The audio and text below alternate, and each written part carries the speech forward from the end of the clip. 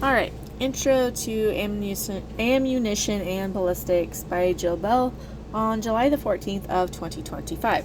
So this is my little drawing. I am not an artist by any means.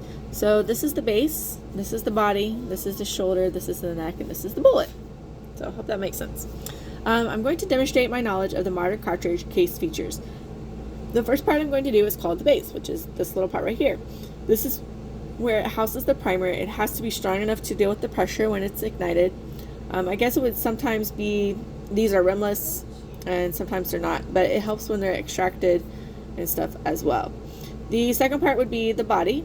This is where it holds the powder that's charged when it ignites, so it has to be very, very strong. Some of these are tapered and some not. The third is the shoulder. This is the part that helps transition between the body and the neck, and it's quite literally that as well. 4 would be the neck, with a little spot between the shoulder and the bullet, which helps to, sometimes it's like a little indentation kind of. It helps where it grips the bullet so it's in line with the chamber so it seals properly. And then this is the bullet. Number 5 would be the bullet, which is not really the part of the casing, but the case has to be held securely, so to me it's kind of like the lid, I guess, if that makes sense. A lot of bullets,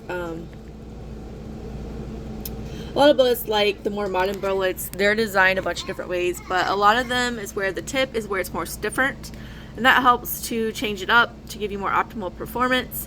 I guess a lot of them are probably designed this way because of the pressure. The pressure differs from gun to gun, and the guns are getting more powerful, it seems like, so ammo's going to have to keep up. So it's got to be strong enough to withhold that as well.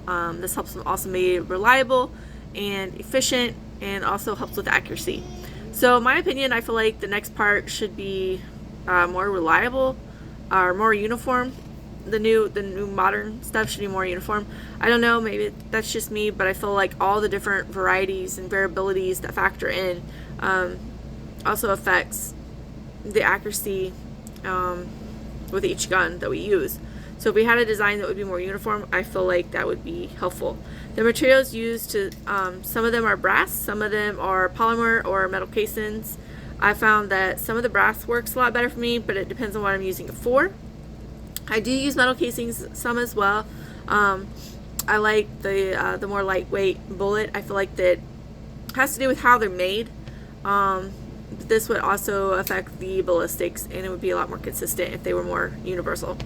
I feel like you could really group it better together. Also, I feel like that if they were more lightweight, more uniform, even like the military, law enforcement, they would be able to carry a lot more because it wouldn't be as heavy. So they'd be able to carry more as well.